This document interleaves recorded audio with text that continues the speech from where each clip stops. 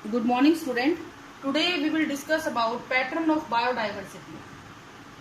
Pattern of biodiversity से मतलब हमारा ये है यहाँ पे बेटा कि किस पैटर्न में जो है आपकी डाइवर्सिटी मिलती है धरती के ऊपर, किस तरीके से वो अपने आप को अरेंज करे हुए है, कैसे उसने अपनी स्टेबिलिटी बनाई हुई है। तो इसके लिए हम लोग दो चीज पढ़ते हैं, that is latitude and altitude gradient.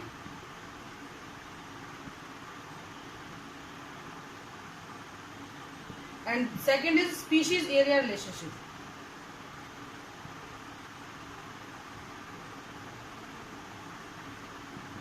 दो चीजों की हम लोग यहाँ पे बात करेंगे, latitude and altitude gradient and species area relationship. The first thing, latitude altitude gradient का मतलब ये होता है कि अगर आप कंपेयर करो एक सेमी एरिड रीजन को, एक एरिड रीजन को, एक्वेटिक हैबिटेट को, तो आपको वहां पे बायोडाइवर्सिटी में बहुत ज्यादा मतलब फर्क नजर आएगा। आपको एक क्लियर कट डिफ्रेंशिएट आप कर पाओगे कि कहाँ पे डाइवर्सिटी ज्यादा है, कहाँ पे डाइवर्सिटी कम है। अगर आप पहाड़ी इलाकों में जाते हो, ठंडे इलाकों में जाते हो, तो वहां पे आपको पेड़ पौधे बहुत ज्यादा मिलते हैं, लेकिन उसी की जगह आप डेजर्ट को विजिट करते हो तो नंबर ऑफ स्पीशीज आपकी कम होती चली जाती है। ऐसे ही अगर आप बर्फीले इलाकों में चले जाओ तो वहां पे भी नंबर ऑफ स्पीशीज क्या होते हैं, काफी कम हो जाती हैं। तो कहने का मतलब ये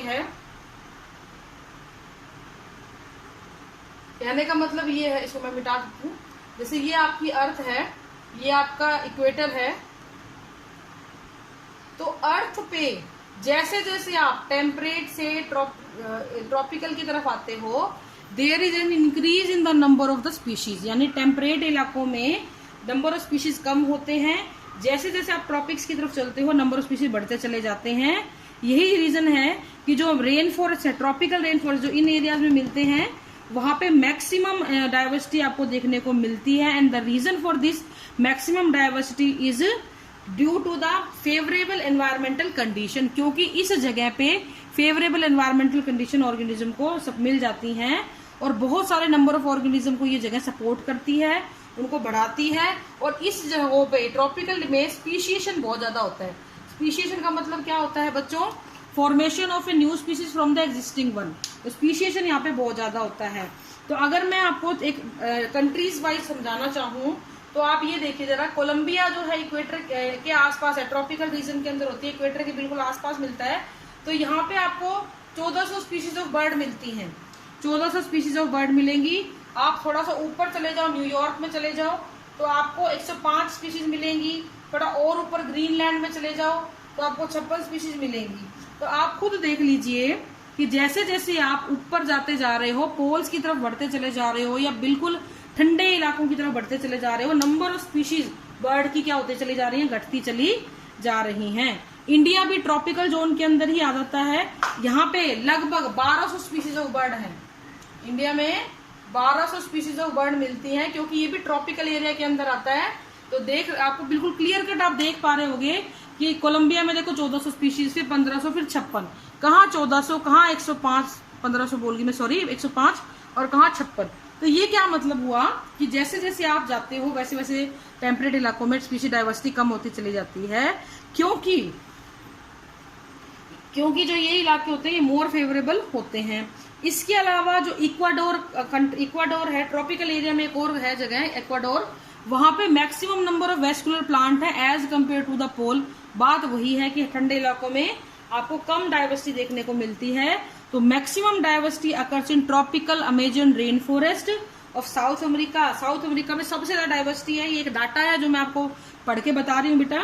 40,000 species of plant, 3,000 species of fish, 1300 bird, 427 amphibian, 378 reptiles and 12,500 12,500 species of invertebrates. ठीक है, अब क्वेश्चन ये आता है कि जब आप यहाँ से यहाँ जा रहे हो तो क्यों स्पीशीज घटती चली जा रही हैं, यहाँ पे ऐसा क्या है या यहाँ पे ऐसा क्या हुआ कि स्पीशीज बहुत ज्यादा मिल रही हैं, इन्होंने ऐसा क्या बुरा कर दिया इन जगहों ने कि यहाँ पे नंबर ऑफ स्पीशीज काफी कम मिल रही हैं। इसका रीजन क्या होता है बेटा, एक तो टेम्परेचर बहुत जल्दी रिड्यूस करता है, जैसे जैसे आप ऊपर जाते हो ना हाई माउंटेन पे टेम्परेचर कम होता है। दूसरा, सीजनल वेरिएशन यहाँ पे बहुत ज्यादा देखने को मिलते हैं। तो इसके लिए बहुत सारी हाइपोथेसिस दी गई थी कि why tropical areas have high diversity then the temperate areas. तो इसके लिए सबसे पहला था कि स्पीशिएशन ट्रॉपिकल एरिया में बहुत ज्यादा हो रहा था। अब आप एक चीज देखो जरा, फॉर एग्जाम्पल यहाँ पे एक स्पीशीज बनी, 50 स्पीशीज बनी नहीं, यहाँ पे भी मान लो कि 50 बन गई, लेकिन क्या होता है यहाँ पे ग्लेशिएशन जैसी कोई चीज नहीं देखी गई, जबकि यहाँ पे ग्लेशिएशन आता है। ग्लेशिएशन का मतलब परमाफ्रोस्ट, जगह जगह बर्फ हो जाती है, तो जितनी नई स्पीसीज बनती है ना उनमें से अगर 50 में से 10 भी बची, 40 तो गई ना, लेकिन यहाँ पे 50 जो बनी वो 50 की तरह सर्वाइव करेंगी। तो टेम्परेट एरिया जो होते हैं उनमें फ्रीक्वेंट ग्लेशिएशन एक बहुत बड़ा कारण होता है। फ्रीक्वेंट ग्लेशिएशन एक बहुत बड़ा कारण होता है जो ये बताता है कि आपको जितनी भी नई स्पीसीज बन रही हैं अव्वल तो बन ही नहीं पाती हैं, और अगर बनती भी है ना तो वो बहुत जल्दी एक्सटेंड हो जाती हैं। And the reason for this is कि वहां पे बर्फ जल्दी गिरती है और ऑर्गेनिज्म सर्वाइव नहीं कर पाता है। ठीक है, दूसरा एक और कारण होता है कि कोई भी, जबकि ट्रॉपिकल एरिया में ऐसा कुछ नहीं है तो यहाँ पे ये वो सर्वाइव करती रहती हैं।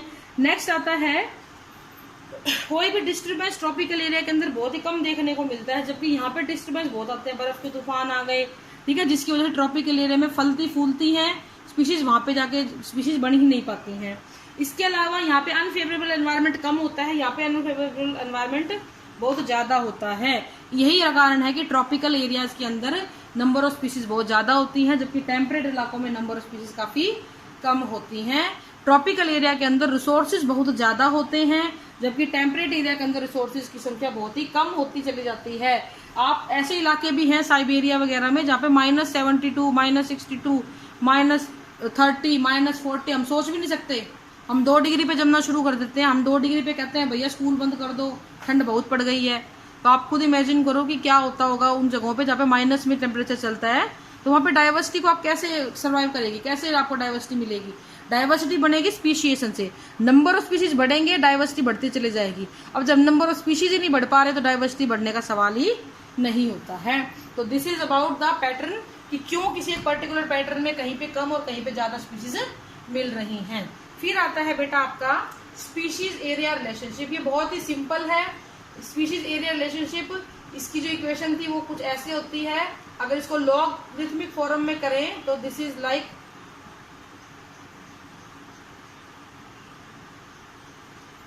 ठीक है, इस तरीके से होता है। ओके, अलेक्जेंडर वॉन हम्बोल्ट ने, South American Alexander von Humboldt ने एक बात बोली थी कि जैसे जैसे आप एरिया बढ़ाते रहते हो ना वैसे वैसे नंबर ऑफ स्पीशीज भी बढ़ती चली जाती हैं। As you increase the area your number of species will also increase. इसका मतलब ये हुआ, लेकिन एक चीज, एक लिमिट होती है। आपने बढ़ाया, नंबर ऑफ स्पीशीज बढ़ेंगे, बढ़ते रहेंगे, बढ़ते रहेंगे, बढ़ते रहेंगे, लेकिन एक टाइम ऐसा आएगा जब नंबर ऑफ स्पीशीज कांस्टेंट हो जाएंगे। ये भी बात उन्होंने बोली थी। तो उन्होंने इसके लिए ग्राफ भी दिया था। अगर हम स्पीशीज और रिलेशनशिप, एरिया और स्पीशीज रिचनेस के लिए ग्राफ को खींचे तो ये बढ़ रहा था, लेकिन इस इक्वेशन के हिसाब से ये आया था बेटा ऐसे, दैट इज रेक्टेंगुलर हाइपरबोला। इसकी वैल्यू जो होती है जेड, ये जेड जो होता है रिग्रेशन कोफिशिएंट होता है, S for species, A for area. ये और ये इंपॉर्टेंट होते हैं, ठीक है। जेड जो है रिग्रेशन कोफिशिएंट की वैल्यू अगर 0.1 से 0.2 है तो आपका एरिया कम है। अगर इसकी वैल्यू 0.6 से 1.2 तक पहुंच गई है तो आपने काफी बड़ा एरिया लिया हुआ है कंसिडरेशन में। तो जैसे जैसे नंबर ऑफ स्पीशीज बढ़ेंगी वैसे वैसे जैसे जैसे एरिया बढ़ेगा नंबर ऑफ स्पीशीज बढ़ती चली जाती हैं। अब अगली चीज आती है बेटा कि स्पीशीज डाइवर्सिटी का फायदा हमें क्या है। पहली चीज ये हमें हमारे इकोसिस्टम को स्टेबिलिटी देता है। जैसे जैसे आपका इकोसिस्टम डेवलप होता है वैसे वैसे इकोसिस्टम में स्टेबिलिटी आती है। दूसरा, ये प्रोडक्टिविटी बढ़ाता है, इकोसिस्टम की हेल्थ को मेंटेन रखता है। अब एक हम आपको हाइपोथेसिस बताते हैं इसी से related, rivet popper hypothesis by Paul Ehrlich. इन्होंने क्या बोला, इन्होंने बोला कि आप अपने इकोसिस्टम को ना एक जहाज मानो और उस जहाज के अंदर से आप जितनी बार विजिट करते हो ना उतनी बार कुछ ना कुछ निकाल के ले आते हो। कोई कुछ भी निकाल रहा है, लाइक आप कोई नट निकाल रहे, कुछ और निकाल रहे, विंडो पैन निकाल रहे, कुछ भी निकाल रहे। तो धीरे धीरे एक दिन ऐसा आएगा बेटा कि आपका जो जहाज है ना वो डूब जाएगा या वो टूट जाएगा। क्यों? क्योंकि आपने धीरे धीरे सारे नट बोल्ट निकालने शुरू कर दिए हैं। अब बिल्कुल ऐसे ही यहाँ पे इन्होंने बताया राइवर्ट पॉपर हाइपोथेसिस में अपने इकोसिस्टम को भी एक बड़ा जहाज माने और आप उस जहाज को जब जहाज में जब एक एक स्पीशीज निकालते हो ना, तो जब आप एक निकालते हो तो आपको लगता है एक ही तो है, क्या फर्क पड़ गया, लेकिन धीरे धीरे उस एक के ऊपर डिपेंड होने वाली स्पीशीज जो थी, उनके ऊपर डिपेंड होने वाली जो स्पीशीज थी वो भी खत्म होती चली जाती हैं। तो एक स्पीशीज का नुकसान भी बहुत भारी पड़ सकता है आपको। तो इसलिए हमें टाइम के हिसाब से इन चीजों को रोकना चाहिए, हमें स्पीशीज का लॉस नहीं करना चाहिए, क्योंकि एक एक एक करके स्पीशीज धीरे धीरे क्या होंगी, फाइनली एक दिन ऐसा आता है कि आपका पूरा का पूरा इकोसिस्टम उस प्लेन की तरह क्या कर जाएगा, क्रैश कर जाएगा। So this is all about pattern of biodiversity and rivet popper hypothesis. बेटा 3 से 4 नंबर के क्वेश्चन बनते हैं इसमें से। सो प्लीज इस रायवर्ट-पॉपर हाइपोथेसिस 2 नंबर में 3 नंबर में यूजुअली मिल जाती है, तो इसको थोड़ा ध्यान दें और इसको याद करें अच्छे से। Thank you and have a nice day.